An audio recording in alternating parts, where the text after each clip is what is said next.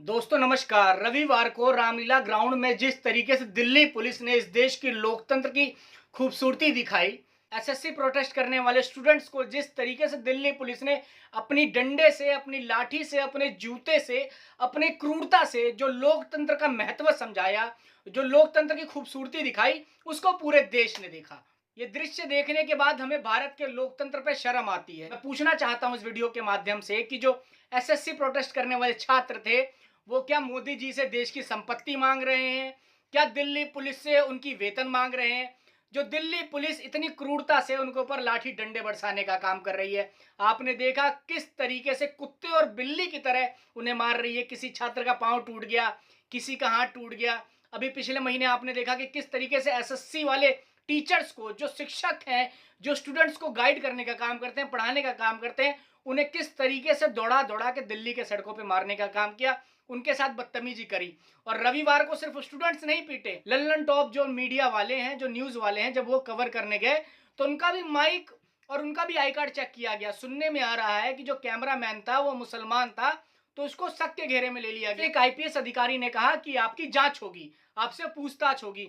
तो बताओ ये कैसा लोकतंत्र है। और मैं तो देश के लोगों के लिए, एनसीआर के लोगों पे मुझे तरस आता है कि उनके नजरों में जो एसएससी प्रोटेस्ट करने वाले छात्र हैं वो क्या कुत्तों से भी गए गुजरे हैं। सुप्रीम कोर्ट एक आदेश देते हैं कि दिल्ली एनसीआर के सड़कों से कुत्तों को गायब कर दिया जाएगा, तो पूरी जनता सड़कों पे आ गई, कुत्तों के लिए मांग करने लग गई। वो मांग आपकी जायज भी है, उससे मुझे कोई ऐतराज नहीं है।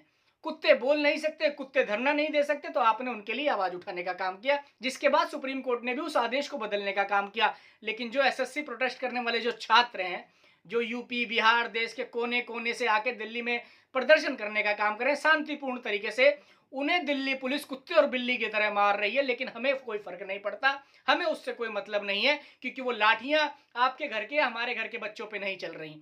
तो शर्म आनी चाहिए देश के लोगों को, शर्म आनी चाहिए इस सरकार को, शर्म आनी चाहिए इस व्यवस्था को, शर्म आनी चाहिए दिल्ली पुलिस को कि किस तरीके से छात्रों का उत्पीड़न किया जा रहा है, किस तरीके से इस लोकतंत्र में आजादी के 75 साल लगभग हो गए, और उसके बाद जो छात्र आवाज उठा रहे हैं, अपने हक और हकूक की मांग कर रहे हैं, उन पर दिल्ली पुलिस लाठियां बरसाने का काम कर रही है।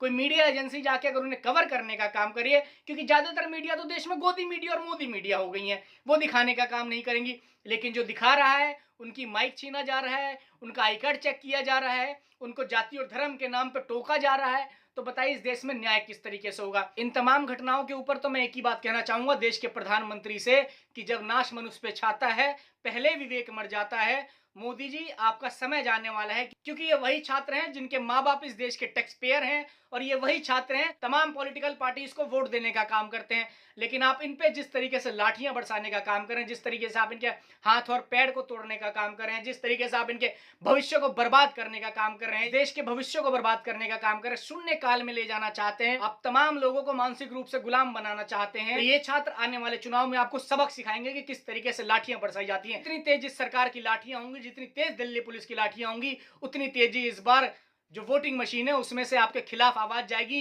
और वही आवाज दिल्ली की सल्तनत को छीनने का काम करेगी। और अगर ये वीडियो देख के अगर आपके अंदर भी गैरत जाग जाए, तो कम से कम उन एसएससी प्रोटेस्ट जो स्टूडेंट्स हैं, जिनको मारा जा रहा है, जिनके अधिकार को छीना जा रहा है, कम से कम उनके लिए कुछ लिख लो, कुछ बोल लो, कम से कम विरोध तो अपना दर्ज करो कि हाँ आप जिंदा हो। इस लोकतंत्र को बचाने के लिए आप विरोध में आवाज उठाना चाहते हो, आवाज उठा सकते हो।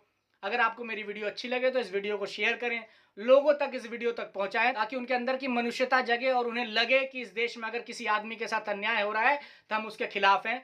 जय हिंद, जय भारत।